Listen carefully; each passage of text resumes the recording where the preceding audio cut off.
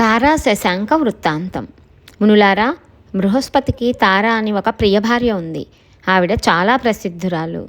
వినే ఉంటారు. మంచి రూపవతి, యవనవతి, నిరంతరం మదవిహ్వలాంగి.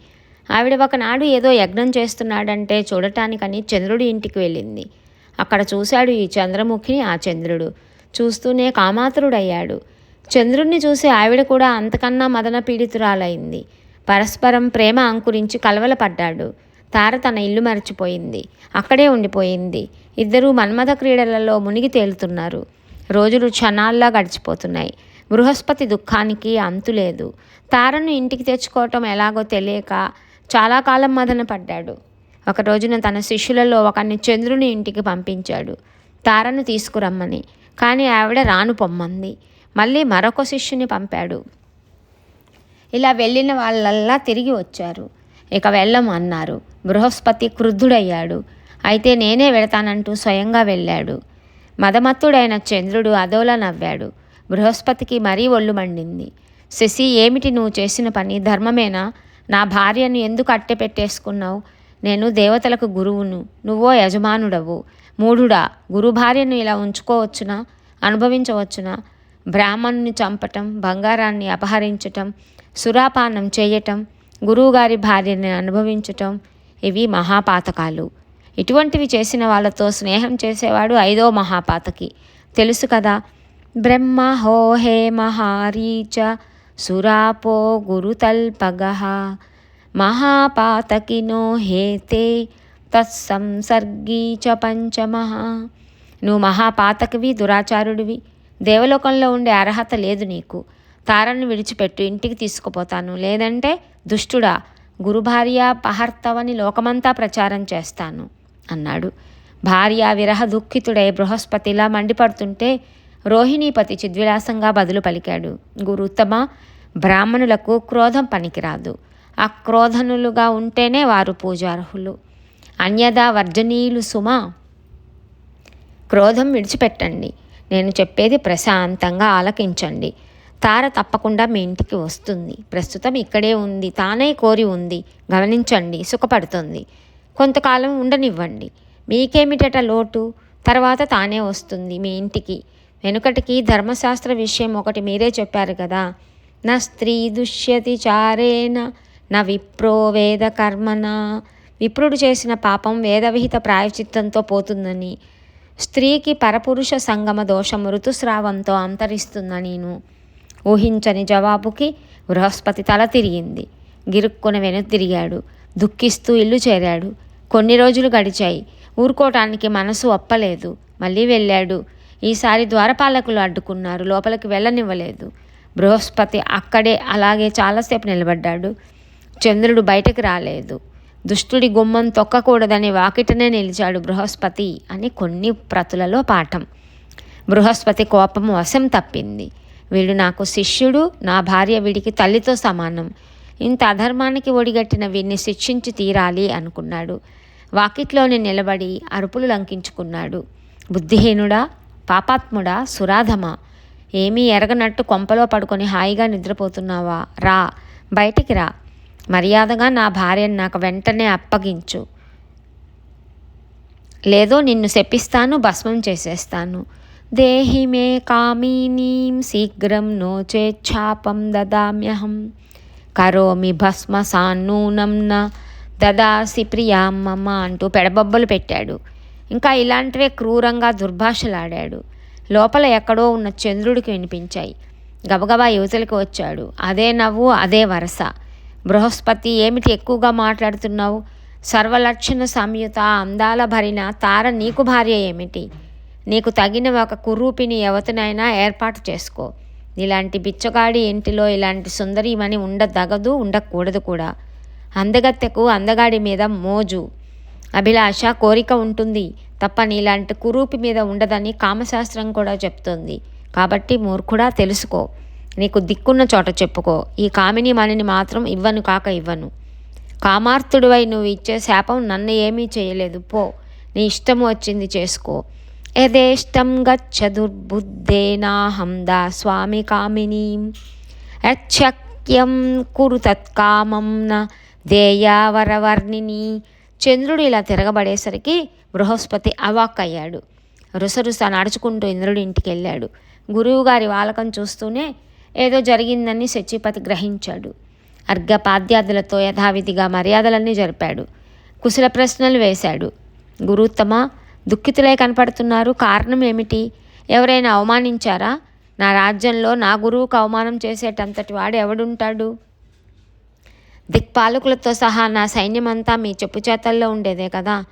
త్రిమూర్తులు కూడా మీ వెంట ఉండేవారే, మీకు సహాయకులే. చెప్పండి, మీకు వచ్చిన కష్టం ఏమిటో, ఇబ్బంది ఏమిటో తెలియజేయండి.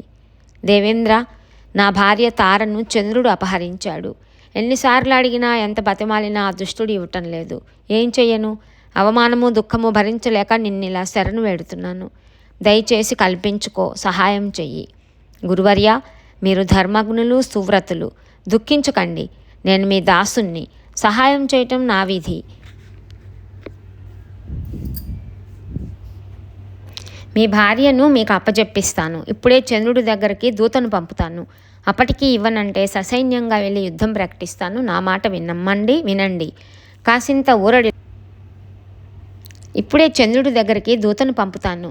అప్పటికి ఇవ్వనంటే ససైన్యంగా వెళ్ళి యుద్ధం ప్రకటిస్తాను. నా మాట నమ్మండి, కాసింత ఊరడిల్లండి అని బృహస్పతిని ఓదార్చి దేవేంద్రుడు ఆ క్షణంలోనే ఒక సమర్థుడు, విచక్షణుడు అయిన దూతను పిలిచి చంద్రుడి దగ్గరికి పంపించాడు. అతడు వెళ్ళి చంద్రుడితో దేవేంద్రుడి మాటగా ఇలా చెప్పాడు. చంద్ర, నన్ను ఇంద్రుడు పంపించాడు. ఆయన నీకు చెప్పి రమ్మన్నది చెప్తున్నాను, విను. నువ్వు ధర్మం తెలిసిన వాడివి, నీతి నియమాలు ఎరిగిన వాడివి.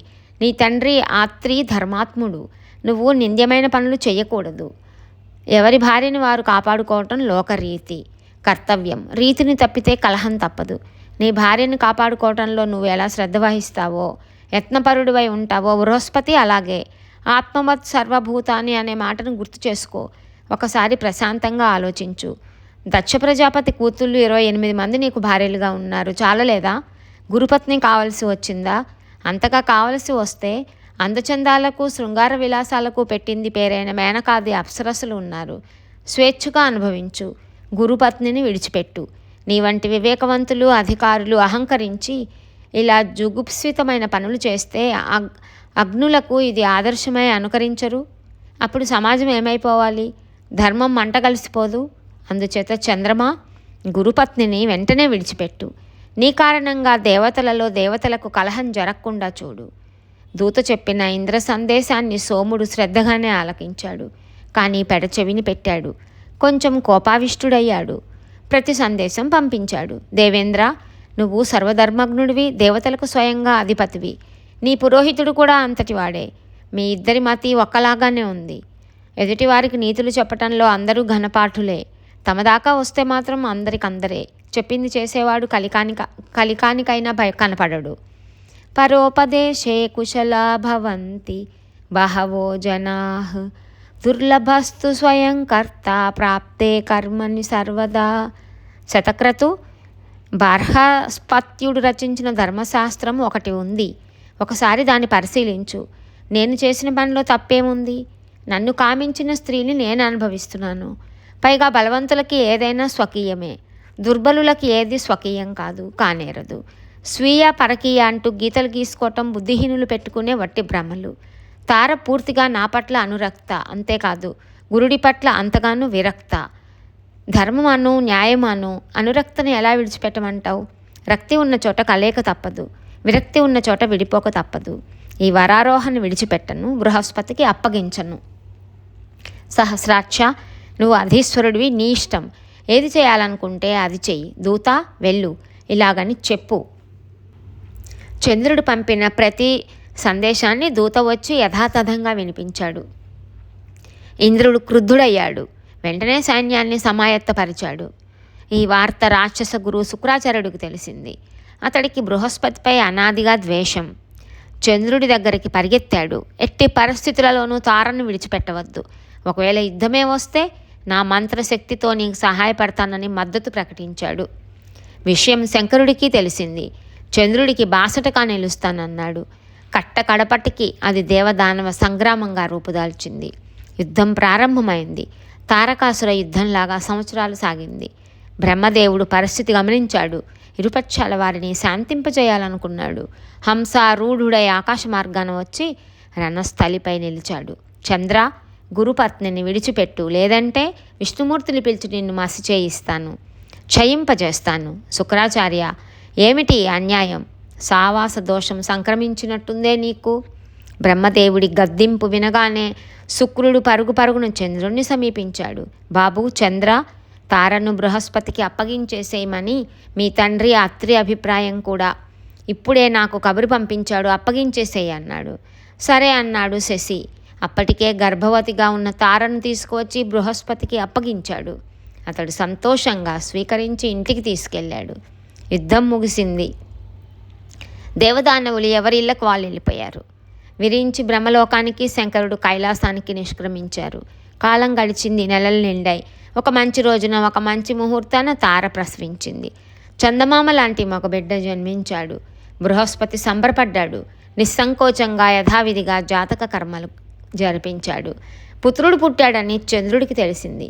దూతతో వర్తమానం పంపించాడు. బృహస్పతి, వీడి నీ కొడుకు కాదు, నాకు పుట్టినవాడు. జాతకర్మలను నువ్వెలా చేస్తావు?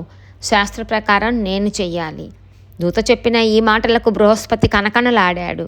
మతి లేకపోతే సరి, వీడు నా కొడుకు, నా పోలికలే కనపడుతున్నాయి, సందేహం లేదు, పొమ్మన్నాడు. వివాదం చెలరేగింది. గాలివాన అయింది. దేవదానవులు మళ్ళీ మోహరించారు. శాంతి కాముకుడై చతుర్వదనుడు స్వయంగా మళ్ళీ వచ్చాడు. ఇరువాగులను వారించాడు. తారను పిలిచి అడిగాడు, నిజం నీకు తెలుసు కదా, వీడు ఎవరి కొడుకో చెప్పమన్నాడు. తార సిగ్గుపడింది, తల దించుకుంది. క్రీకంట నేల చూపులు చూస్తూ సన్నని గొంతుతో మెల్లగా చెప్పింది, చంద్రుడి కొడుకేనంది. చందమామ ఎగిరి గంతు వేశాడు. పుత్రుణ్ణి చంకన పెట్టుకొని వెళ్ళిపోయాడు. బుధుడు అని ముద్దుగా పేరు పెట్టుకున్నాడు. ఇది బుధోత్పత్తి కథ.